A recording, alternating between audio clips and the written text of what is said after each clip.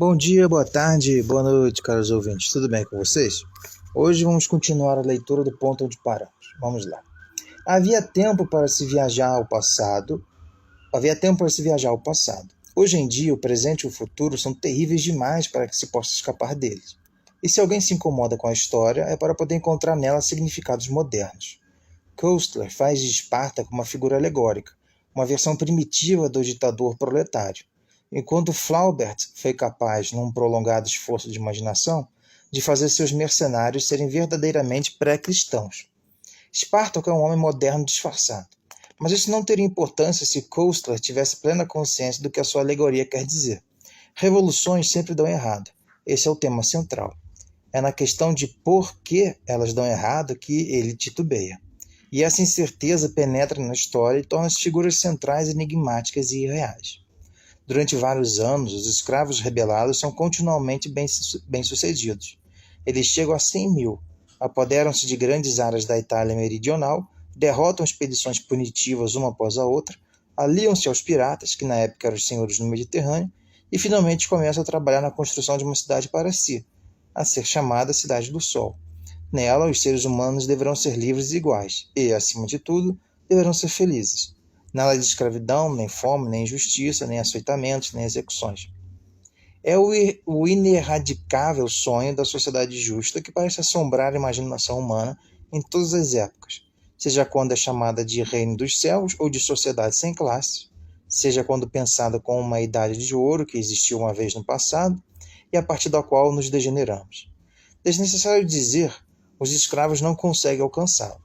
Nem bem se tornaram uma comunidade e seu modo de vida se tornou tão injusto, trabalhoso e dominado pelo medo quanto qualquer outro.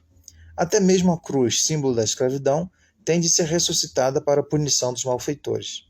O ponto de inflexão é quando Espartaco é obrigado, ele mesmo, a crucificar 20 de seus mais antigos e fiéis seguidores. Depois disso, a Cidade do Sol está condenada. Os escravos se cindem e são meticulosamente derrotados, sendo os últimos 15 mil capturados e crucificados de uma só vez. O ponto fraco dessa história é que os motivos do próprio Espartaco nunca ficam claros. O legislador romano Fúlvio, que se junta à revolta e que se torna seu cronista, expõe o familiar dilema dos fins e dos meios. Não se pode alcançar nada a menos que se esteja disposto a usar a força e a astúcia, mas, ao se usá-las, pervertem-se os objetivos originais. Espartaco, no entanto, não é representado como alguém sedento de poder, nem, por outro lado, como um visionário. É movido por alguma força obscura que ele não compreende, e frequentemente está em dúvida se não seria melhor se desfazer de toda aquela aventura e fugir para Alexandria enquanto tudo estava indo bem. A República dos Escravos, em todo caso, é arruinada mais por hedonismo do que pela luta pelo poder. Eles estão descontentes com sua liberdade porque ainda têm de trabalhar, e a ruptura final se dá porque os mais tumultuosos e menos civilizados, em especial gauleses e germânicos, continuam a se comportar como bandidos após o estabelecimento da República. Esse poderia ser um relato verdadeiro dos eventos. Naturalmente, sabemos muito pouco sobre as revoltas de escravos na Antiguidade. Mas, ao permitir que a Cidade do Sol seja destruída porque não se puderam impedir os saques e estupros de Crixus, o gaulês, Koestler titubeia entre a alegoria e a história. Se Espartaco é o protótipo do revolucionário moderno, e obviamente essa é a intenção, ele devia ter se extraviado devido à impossibilidade de combinar o poder com a retidão. Do modo como é apresentado, ele é uma figura passiva, mais influenciada do que influente, e às vezes não convence. A história falha, em parte, porque o problema central da Revolução foi evitado, ou ao menos não foi resolvido.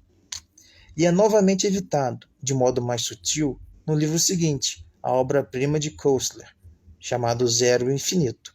Aqui, no entanto, a história não fica comprometida, pois trata de indivíduos, e seu interesse é psicológico.